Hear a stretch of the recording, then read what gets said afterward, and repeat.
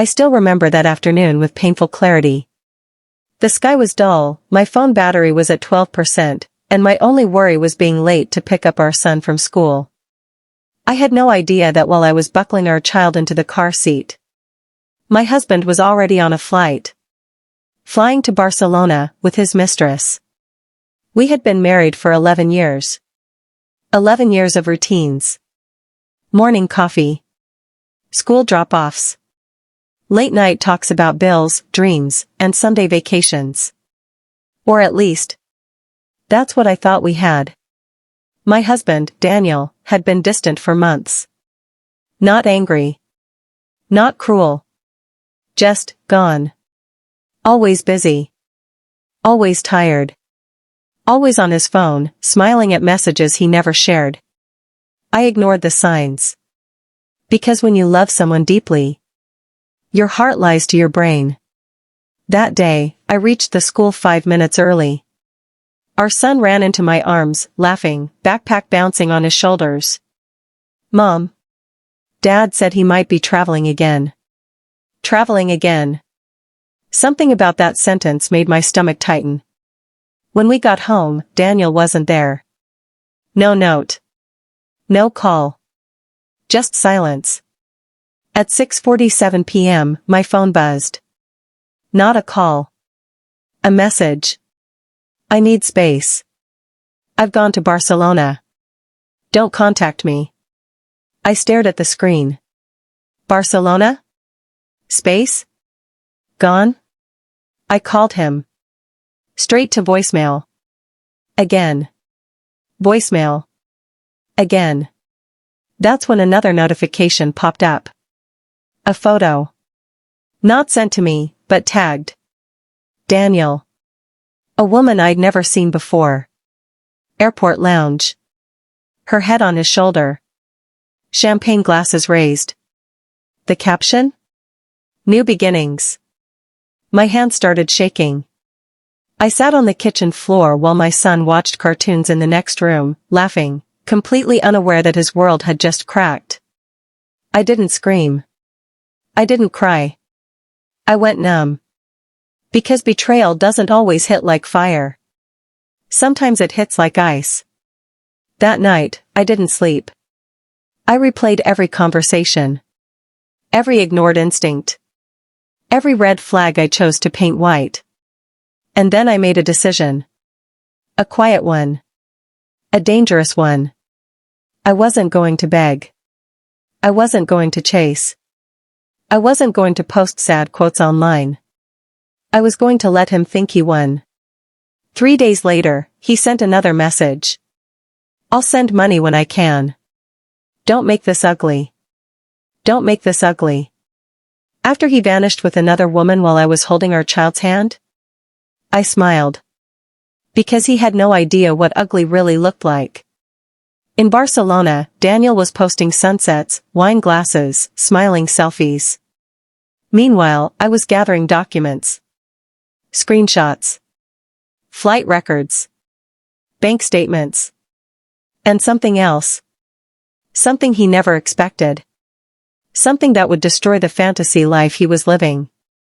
But that would come later. Because karma doesn't rush. It waits. And when Daniel finally returned, thinking he could walk back into our lives, everything changed. The first week after Daniel disappeared felt unreal, like I was moving through someone else's life. I woke up every morning at 6:30, packed lunch for our son, ironed his uniform, tied his shoelaces, and smiled like nothing had happened. Children can sense fear faster than words, and I refused to let my pain become his burden. At night, when the house went quiet, reality came back. The empty side of the bed. The silence of a phone that used to buzz. The questions I wasn't ready to answer. Mom, is Dad coming back? My son asked one evening, his voice small. I swallowed hard. Dad is away for work right now. It was a lie. But it was a necessary one. Daniel stopped calling completely. Instead, he sent money, random amounts, no explanation. Almost like hush money. I later realized something chilling. He wasn't sending support out of love. He was paying for freedom. And in Barcelona, freedom looked beautiful. He posted photos every other day. Street cafes. Beach sunsets. A woman's hand in his, always cropped just enough to hide her face. People from our circle started messaging me. "Are you okay?" I saw Daniel's post. "Did you two separate?" I replied to none of them.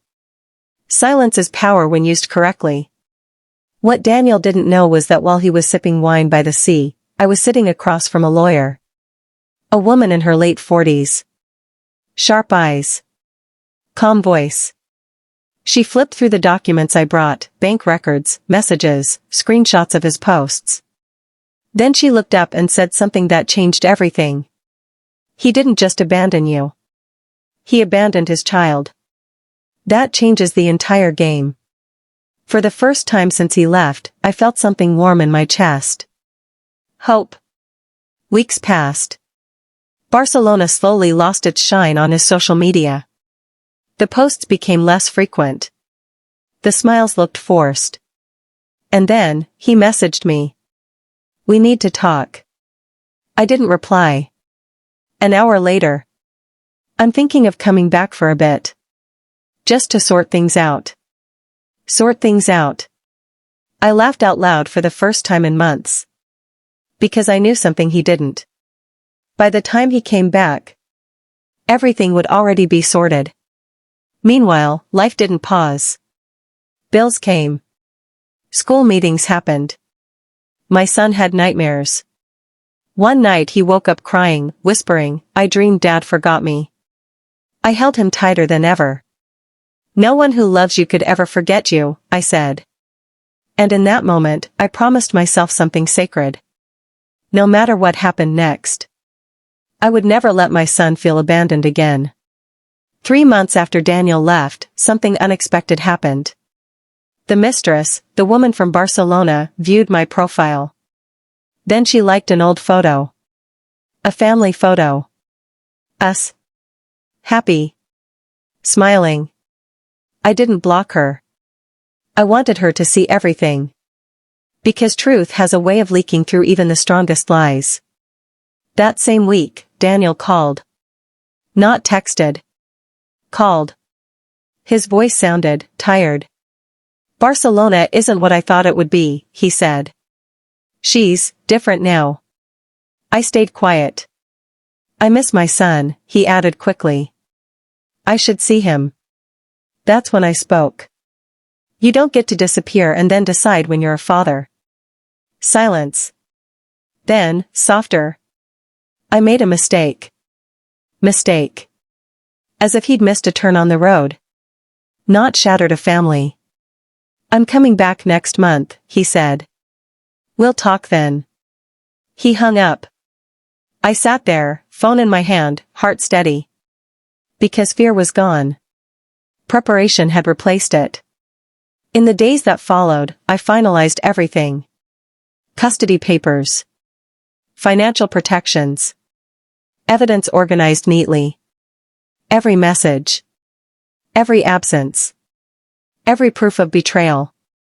And one last thing. A truth Daniel never imagined I'd uncover. A truth that would turn his confident return into his worst nightmare. The plane ticket was booked. The return date was set. Daniel thought he was coming home to fix things. He had no idea he was walking straight into consequences. And when he finally stepped back into our world, he would learn that some doors, once closed, don't reopen. They lock. Forever. The day Daniel returned, the air felt heavy, like the world itself was holding its breath. I knew his flight number. I knew the landing time. I even knew which exit he'd walk through. Because when someone breaks your life apart, you don't leave things to chance anymore. He texted me the moment he landed. "I'm here." No apology. No explanation. Just confidence. I replied with one word. "Okay." He showed up at the house that evening. Thinner. Tired. still wearing that same arrogance like a second skin. When I opened the door, he smiled, like he was returning from a long business trip, not a 3-month betrayal. "Hey," he said softly. "You look good." I stepped aside to let him in. The house was exactly how he left it. Clean. Calm. Normal. That unsettled him. He expected chaos. Tears. Anger. Not control. Our son stood in the hallway. Daniel knelt down, arms open. "Buddy. I missed you so much." Our son hesitated. Then stepped back. That moment hit Daniel harder than any slap ever could. "Why won't he hug me?" Daniel whispered, confused. I looked him straight in the eyes. "Because you taught him that people can leave." Silence. We sat at the dining table like strangers. Daniel talked first, long explanations, half-truths, self-pity dressed as honesty. I was unhappy. I felt trapped. "I didn't mean for it to go this far. She doesn't even matter anymore." Barcelona was suddenly a mistake. The Mistress was suddenly a phase. Funny how reality changes when fantasy expires. "I want to come back," he said finally. "Be a family again. For our son." I folded my hands calmly. "You can't come back to something you abandoned." His jaw tightened. "I'm his father." "And I'm the one who stayed," I replied. That's when he leaned back in his chair, smirking. "You really think you can keep him from me?" "I talked to a lawyer in Spain." "You don't have as much power as you think." There it was. The confidence. The assumption that I'd been weak. I smiled. Not a nervous smile. A knowing one. "Did your lawyer in Spain tell you?" I asked gently. "What happens when a parent leaves the country with a mistress, cuts contact, and documents his absence online?" His smile faded. "What are you talking about?" I stood up and walked to the drawer. Pulled out a folder. Thick. Heavy. I placed it on the table. Printed screenshots. Bank transfers. Flight details. Social media posts. Messages where he said, "Don't contact me." His face drained of color. "You documented your own abandonment," I continued. "Publicly. Repeatedly. Enthusiastically." His hand shook as he flipped pages. This is nothing," he said weakly. "I can explain all of this."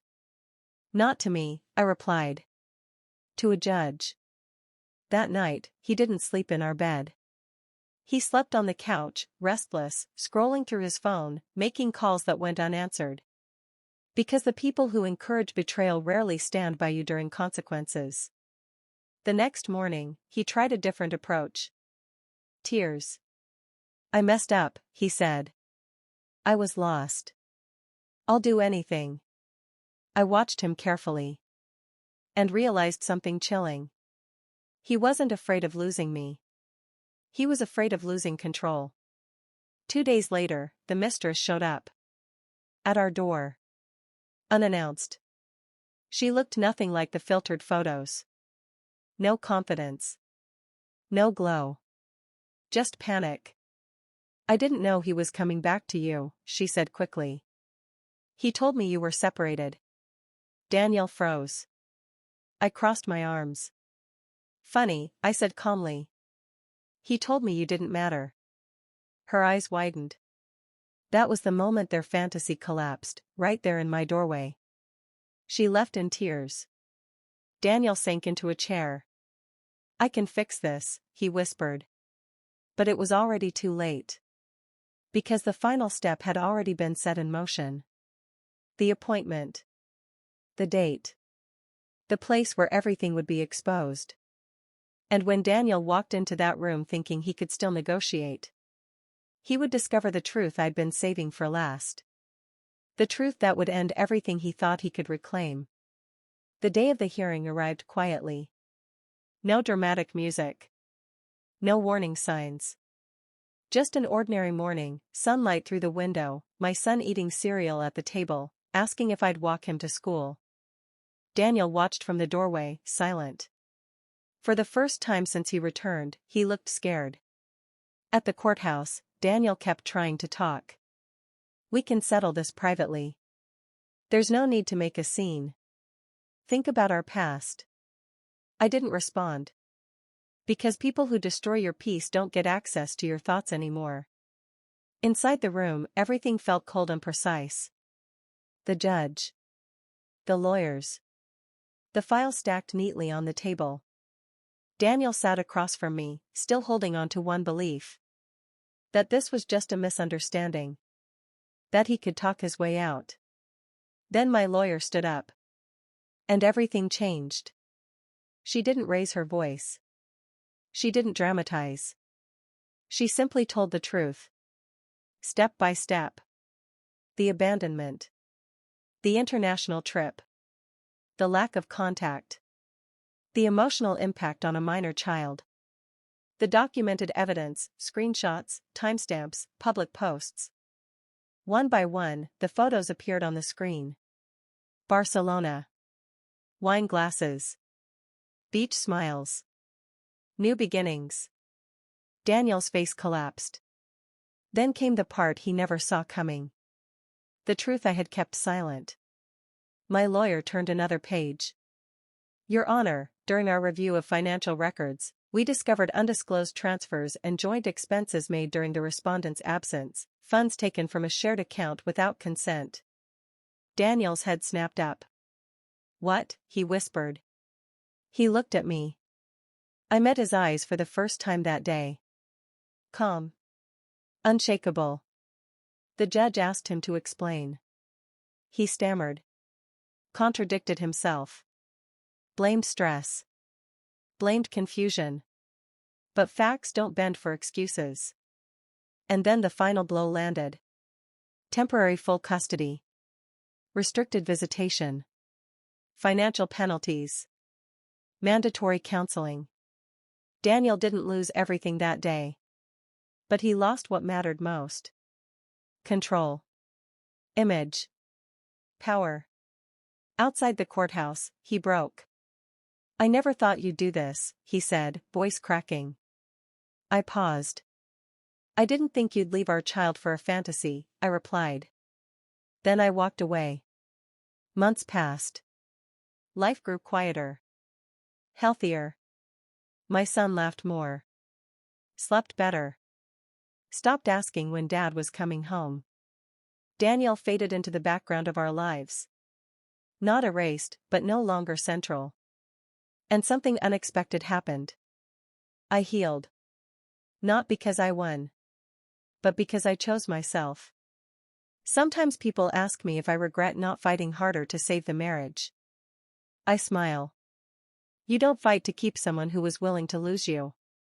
If this story shook you, if it reminded you of your worth, if it showed you that silence, strength, and timing can change everything, welcome to Storks Daily. This is where real emotions meet unforgettable twists. Where betrayal meets consequences. And where stories don't just entertain. They warn. Backhand index pointing right. Subscribe to Storks Daily and hit the bell. Because the next story might sound familiar. Until the ending changes everything.